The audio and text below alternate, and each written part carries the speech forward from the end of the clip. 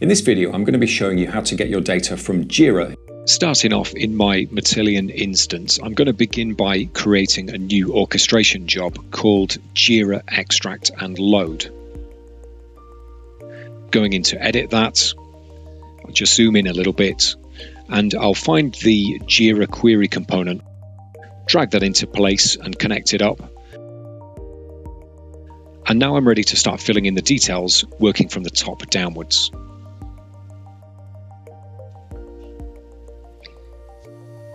I'll begin by adding my username, first of all. And now the password, I'm not going to type this in directly into the component. Instead, I'll use the password manager here. So give the password a name, and that's the actual password value. You can use KMS encryption, but I'm just going to encode mine in this instance. And now that's ready to use, I can select that newly added password from the password manager.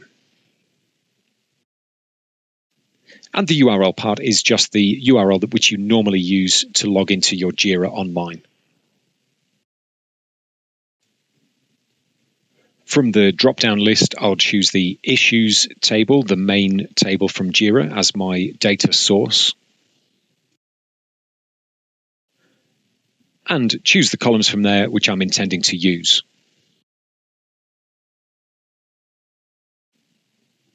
I don't want to extract data for every single project in there. Instead, I'm just going to concentrate on the one I'm interested in here, which is Project Skunkworks. So I'll type that in.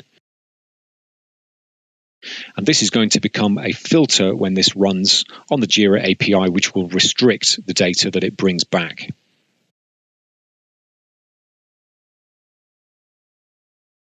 I'll leave the project and the BigQuery dataset as the defaults which are defined in my environment, and set my target table name to Stage Jira Issues.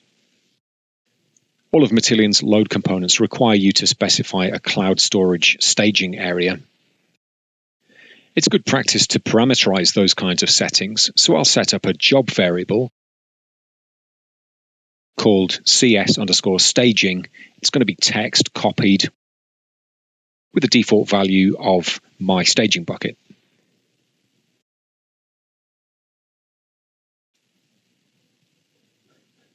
And now when I come to provide the cloud storage staging area, I won't hard code a specific value. Instead, I'll reference the job variable with the $ syntax. Matillion will use the default value at runtime. So now that the validation is completed, look for a green border on the component and we should be ready to run.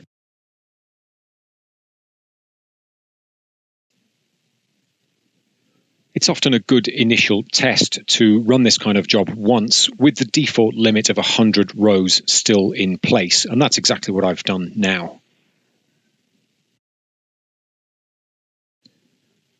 Once I'm happy that the job is doing what it's supposed to, I'll just remove that limit and then it'll be ready for production.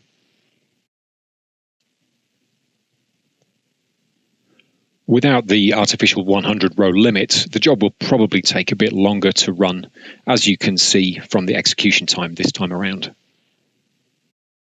Now that all that data has been successfully loaded into staging, I'm going to clear up the interface a little bit and create my data transformation job, which I'm going to call Jira Transformations.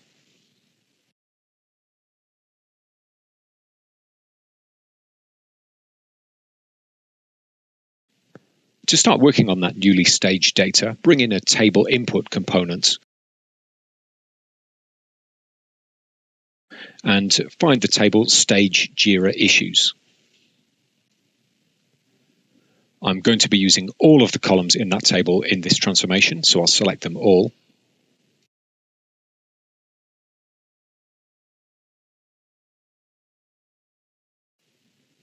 It's usually a good idea to go to the Sample tab and get a quick row count and view the top 50 records as well using the data sample.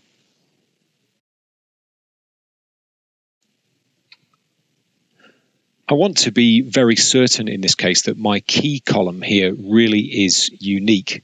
So to help with that, I'm going to go to the Transformation menu and pick out a rank component which will help with deduplication. So just connecting these two together first, go back to the properties of the rank component. Select the column which I want to become unique first of all. I'll add a row number function and call the new column RN. A sort key is a mandatory parameter for this component as well. The component now validates cleanly. It's got a green border there, so I can go first of all to check that I still have the same number of records as before, and then also go to the data viewer to check that on the end I've got my new column. The RN column is going to have the value 1 for any record which is not a duplicate.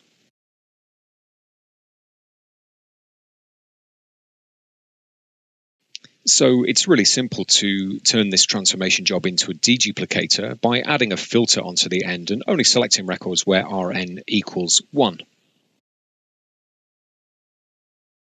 I'll do another row count quickly just to check. And in this case, the row count is the same. So in fact, there were no duplicates in this particular set of data.